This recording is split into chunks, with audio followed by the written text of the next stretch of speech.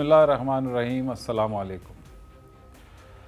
Traditional wisdom ये कहता है कि अगर आप जिस्मानी तौर पर सेहतमंद नहीं हैं तो आपकी किसी नेमत का, यानी आपके किसी रुतबे का, ओहदे का, आपकी दौलत का कोई फ़ायदा नहीं। यही हालात आजकल पाकिस्तान के हैं।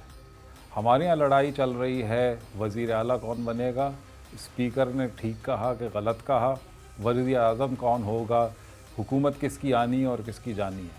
मगर किसी को ये ख्याल नहीं है कि इकनॉमिकली जो इस वक्त हम जिस बीमारी में मुब्तला हैं उससे शायद हम रहलत भी फरमा सकते हैं। और अगर हमारी सेहत ही ठीक नहीं रही, ज़िंदा बच भी गए, मगर अगर हम माजूरों की तरह ज़िंदगी गुजारेंगे तो किस काम के ये ओहदे और किस काम की ये पार्टियाँ और किस काम की ये मेजॉरिटी। इस बात के साथ आज का वीडियो हम शुरू करते हैं और हम आज एक ऐसे इशू पे बात करेंगे जो आम तौर पर पाकिस्तान में इस वक्त जिस पे बातचीत नहीं हो रही, और वो है ग्लोबल रिसेशन। आज की ये खबर है कि पाकिस्तान में ओपन मार्केट में 250 रुपए का $1 फ़रोख्त किया जा रहा है। आज हमें ये भी मालूम है कि हमारी ऑयल और कमोडिटी प्राइसेस बहुत हाई हैं। महंगाई का एक तूफ़ान है जो पाकिस्तान में आ गया है। एनर्जी प्राइसेस के साथ साथ हमारी बिजली, गैस की कीमतें भी बेइंतहा बढ़ गई हैं। और ये वो अवामिल हैं जो कि हमें एक इक़्तिसादी तौर पे बीमार मईशत की तरफ ले गए हैं।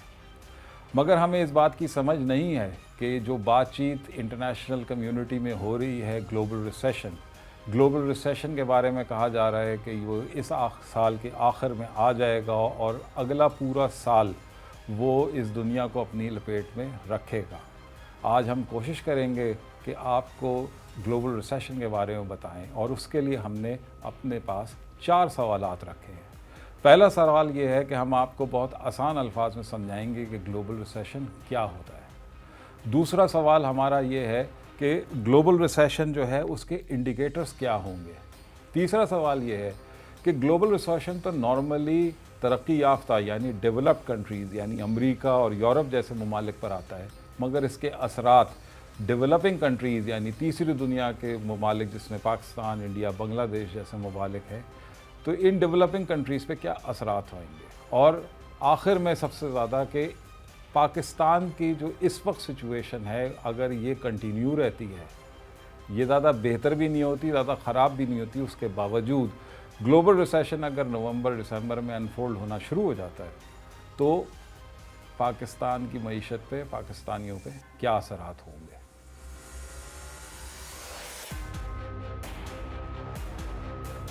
अगर हम आमूमन देखते हैं तो किसी भी डेवलप्ड कंट्री, यानी अगर हम अमेरिका की मिसाल लें तो अगर अमेरिका की जीडीपी की ग्रोथ बतदरीज 2 क्वार्टर्स में, यानी 3-3 महीने के 2 क्वार्टर्स में बतदरीज अमेरिकन जीडीपी ग्रोथ नेगेटिव में रहती है, तो फिर हम कहेंगे कि अमेरिका रिसेशन में है। इस रिसेशन के जो असरात हैं वो उसकी रियल जीडीपी, उसकी जो ग्रोथ है, उसके इंडिकेटर्स, वहाँ पे रिटेल सेल्स कैसी चल रही है, लोगों की रियल इनकम किस तरह की है, इंडस्ट्रियल प्रोडक्शन पॉजिटिव है या स्टैग्नेंट है, और होलसेल रिटेल सेल्स जो हैं वो अप जा रही हैं, स्टैग्नेंट है या नीचे जा रही हैं। तो इन सारी चीज़ों की मदद से ये पता लगता है कि कोई डेवलप्ड इकॉनमी रिसेशन में है कि नहीं है।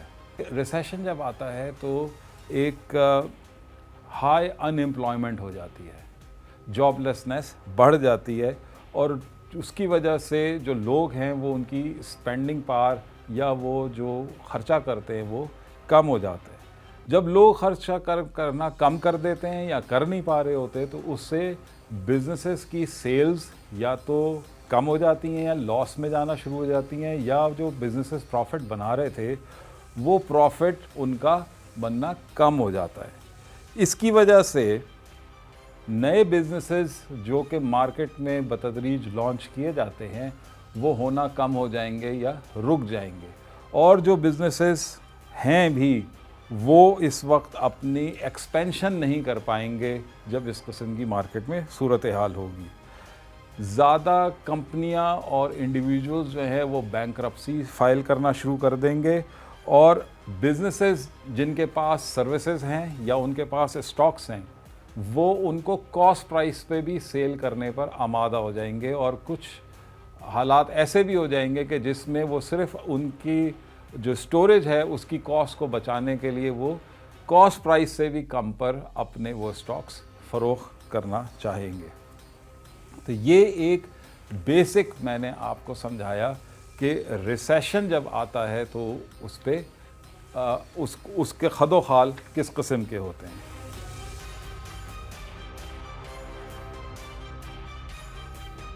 इन्फ्लेशन आमतौर पे महंगाई को कहते हैं, मगर इसकी दो किस्में होती हैं। एक होती है demand pulled inflation. Demand pulled inflation का मतलब ये है कि किसी भी मार्केट में, इकॉनमी में लोगों के पास पैसा खर्च करने के लिए है, तो वो कोई चीज़ ख़रीदना चाहते हैं और उस चीज़ की सप्लाई अगर कम है तो डिमांड ज़्यादा होने की वजह से उस चीज़ की कॉस्ट या उसकी प्राइसेस बढ़ जाती हैं। दूसरी टाइप ऑफ इन्फ्लेशन जो होती है वो होती है cost pushed inflation. Cost pushed inflation की मिसाल आजकल के ज़माने में अगर हम देखें तो यूक्रेन वॉर की वजह से ऑयल प्राइसेस बढ़ गई हैं और कमोडिटी प्राइसेस भी बढ़ गई हैं। तो ऑयल प्राइसेस और कमोडिटी प्राइसेस बढ़ने की वजह से हमारे जैसे मुल्कों में महंगाई, इवन अमेरिका में जो है वो तेल महंगा हो गया है और उसकी वजह से हर चीज़ महंगी हो गई है। तो ये बेसिकली जो कॉस्ट हाई हुई है यूक्रेन वॉर की वजह से ऑयल और कमोडिटीज़ की, उसकी वजह से ये कॉस्ट पुश्ड इन्फ्लेशन आई है दुनिया में हर जगह पर।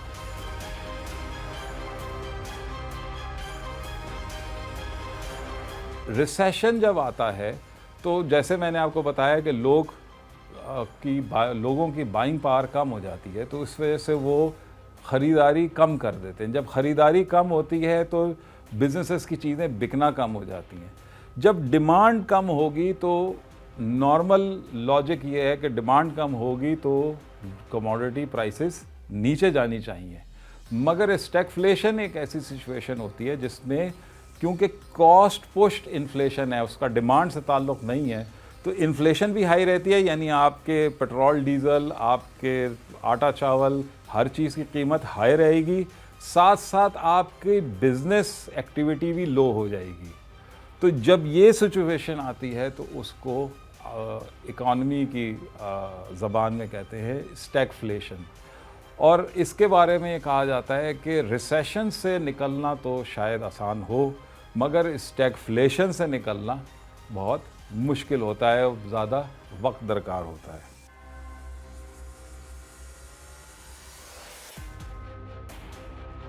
इस वक्त जो सूरत हाल है जिसमें हम कह रहे हैं कि यूएस इकॉनमी जो है वो बतदरीज पिछले 2 क्वार्टर्स में उसकी जीडीपी ग्रोथ नेगेटिव रही है, तो उसकी वजह से हम कहते हैं कि यूनाइटेड स्टेट्स की इकॉनमी रिसेशन में प्रैक्टिकली आ चुकी है।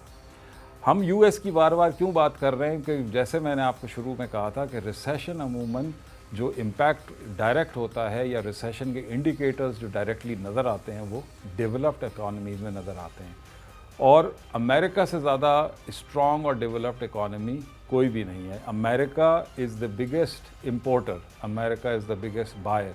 उसकी वजह से सारी थर्ड वर्ल्ड की एक्सपोर्ट्स ज़्यादातर उसकी वजह से चलती हैं।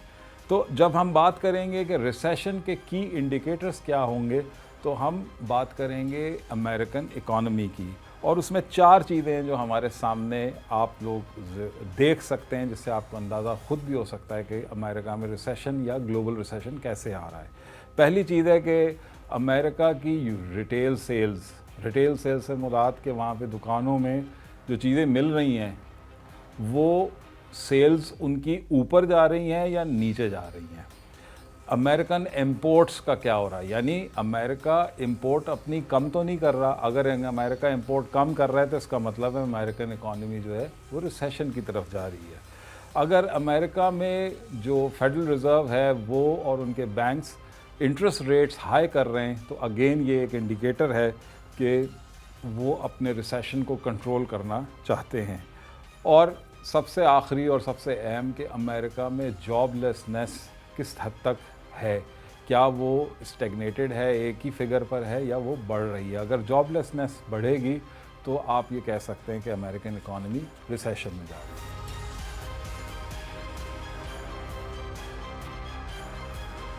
डेवलपिंग कंट्रीज़ जो है उनमें अमूमन उनकी जो इंडस्ट्री होती है वो वीक होती है, तो वो कोशिश ये करते हैं, और उनको उसके लिए इंपोर्ट्स ज़्यादा चाहिए होती हैं, तो वो कोशिश ये करते हैं कि वो ज़्यादा से ज़्यादा डॉलर कमाएं, क्योंकि डॉलर्स कमाने से वो अपना इंपोर्ट बिल सस्टेन करते हैं। फॉर एग्ज़ाम्पल हम पाकिस्तान की बात करते हैं, तो पाकिस्तान में हमें डॉलर्स की ज़रूरत किस लिए है कि हमें अपनी फ्यूल या एनर्जी इंपोर्ट्स को सस्टेन करने के लिए, और वो इंपोर्ट्स जो कि ज़रूरी हैं हमारी इकॉनमी के लिए, जिसके बग़ैर हमारी इकॉनमी नहीं चल सकती या हमारी डोमेस्टिक मार्केट नहीं चल सकती, तो उन इंपोर्ट्स के लिए आपको डॉलर्स की ज़रूरत होती है। डॉलर्स अमूमन किस तरह से कमाए जाते हैं? डॉलर्स 3 तरीक़ों से अमूमन कमाए जाते हैं। पहली चीज़ ये कि आप एक्सपोर्ट्स करते हैं और उन एक्सपोर्ट्स की पेमेंट के तौर पे यूरोप और अमेरिका से आपको डॉलर में पेमेंट आती है, जिससे एक मुल्क में डॉलर के जो रिज़र्व्स हैं वो मुस्तहकम रहते हैं। दूसरी चीज़ है हमारे लिए, वो है रेमिटेंसेस। ओवरसीज़ पाकिस्तानीज़ जो हैं वो जब पाकिस्तान पैसा भेजते हैं तो वो डॉलर्स में भेजते हैं। यहाँ पे पेमेंट रुपयों में हो जाती है और वो डॉलर्स जो है वो स्टेट बैंक के ख़जाने में जाते हैं या किसी और बैंक के ख़जाने में जाते हैं।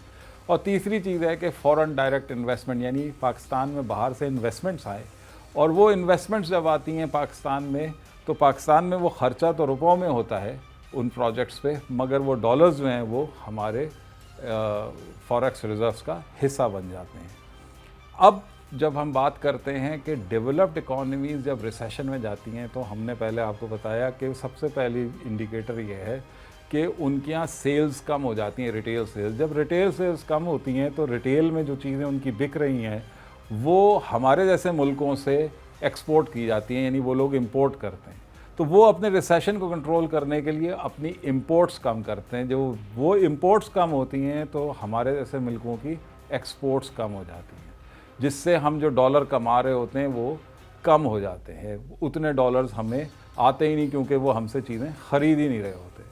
दूसरी चीज़ हमने बात की कि रेमिटेंसेस, जब वहाँ पे समंदर और पाकिस्तानी, अमेरिका और यूरोप पे जो हैं, जब उनके ऊपर प्रेशर आएगा, उनकी इनकम या उनकी जो वो है करेंसी, उसकी वैल्यू कम होगी, उनकी बाइंग पावर कम होगी, तो वो जो रेमिटेंसेस यूजुअली भेजते हैं पाकिस्तान, उसमें भी कमी आएगी। और तीसरा हमने फॉरेन डायरेक्ट इन्वेस्टमेंट की बात की कि जब डेवलप्ड वर्ल्ड में पैसा ही नहीं है उनके पास ज़्यादा, तो वो कैसे इन्वेस्टमेंट लाएंगे पाकिस्तान में, और वो फॉरेन डायरेक्ट इन्वेस्टमेंट भी कट हो जाएगी। तो ये जो इम्पैक्ट है पाकिस्तान जैसे ममालिक पर, वो शायद इतना डायरेक्टली रिसेशन का ना आए, मगर क्योंकि जो अमीर मुल्क हैं वो उनकी हालात जब ख़राब होंगे तो वो पैसे कम खर्च करेंगे। जब वो पैसे कम खर्च करेंगे तो हमारे जैसे गरीब ममालिक पे उसका अफेक्ट इस तरह आएगा कि हम डॉलर्स कम कमाएंगे।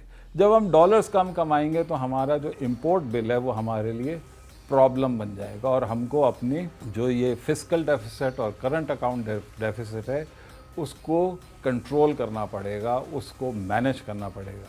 जब हम अपने फिस्कल डेफिसिट्स को मैनेज करने के लिए गवर्नमेंट अपने डेवलपमेंटल प्रोजेक्ट्स या अपनी स्पेंडिंग्स को कंट्रोल करेगी, तो पाकिस्तान जैसे मुल्क जो हैं उसमें महंगाई भी बढ़ेगी, जॉबलेसनेस भी आएगी, और पाकिस्तान के बिजनेसेस जो कि गवर्नमेंट स्पेंडिंग पे डिपेंडेंट होते हैं वो लॉस में जाएंगे। सो ये एक टिपिकल इम्पैक्ट होगा ग्लोबल रिसेशन का डेवलपिंग कंट्रीज़ में लाइक पाकिस्तान।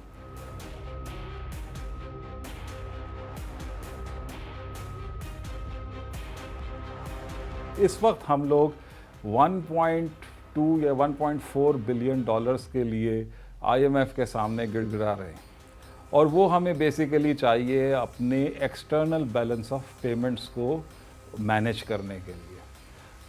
आप ये ख़ुद देखिए कि आगे चलकर जब ग्लोबल रिसेशन आएगा तो जो हमारी एक्सपेक्टेड एक्सपोर्ट्स हैं वो कम होंगी, हमारे एक्सपोर्ट रेमिटेंसेस कम होंगी, तो ये प्रेशर हमारे ऊपर बढ़ेगा। यानी जो IMF से इस वक्त हम लोन की बातचीत कर रहे हैं ये हमें कम पड़ जाएगा।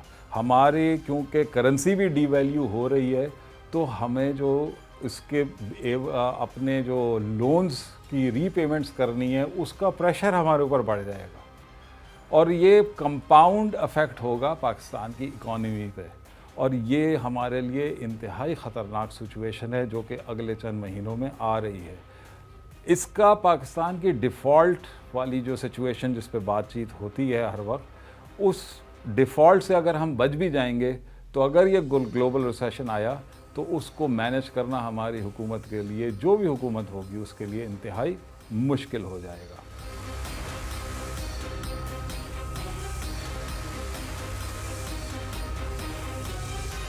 इन सारी बातचीत के बाद अब मुझे लगता है कि जो हमारे व्यूअर्स हैं वो परेशान हो जाएंगे, मगर इसमें कुछ खुश आइन बातें भी हैं। खुश आइन बात ये है, हालांकि उसका इम्पैक्ट बहुत ज़्यादा नहीं होगा, मगर एक पॉजिटिव ये है पाकिस्तान का कि पाकिस्तान की एक्सपोर्ट्स इतनी वैल्यू एडिशन के साथ नहीं जाती। They are almost raw exports to the European Union and to United States. जब इंपोर्ट पे कंट्रोल करेंगे वेस्टर्न कंट्रीज़ या डेवलप्ड कंट्रीज़, तो वो लोग ज़्यादा हाई वैल्यू एडिशन वाली चीज़ों पे पहले कंट्रोल करेंगे। तो हमें अगर हमारी गवर्नमेंट की पॉलिसीज़, हमारी पॉलिटिकल स्टेबिलिटी रहती है तो शायद हमारे ऊपर उनकी डिक्रीज़ इन इंपोर्ट्स का इतना असर ना हो और हम अपनी एक्सपोर्ट्स को मेंटेन कर सकें।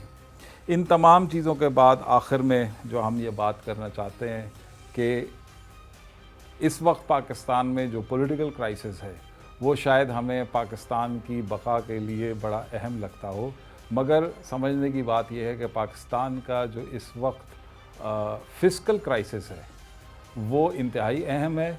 और अगर ग्लोबल रिसेशन अनफोल्ड होना नवंबर में शुरू हो जाता है इस साल के, तो पाकिस्तान का इकनॉमिक क्राइसिस भी बहुत बढ़ जाएगा। फिस्कल और इकनॉमिक क्राइसिस को अगर मिलाते हैं तो कोई फ़र्क नहीं पड़ता कि हुकूमत किसकी थी या किसकी है, पूरा मुल्क और ये अवाम सफ़र करेगी। उम्मीद है कि आज हम आपको ग्लोबल रिसेशन के बारे में थोड़ा बहुत समझा सके और स्पेशली उसका इम्पैक्ट जो हम पाकिस्तानियों पे पड़ सकता है उसके बारे में बता सकें। Thank you.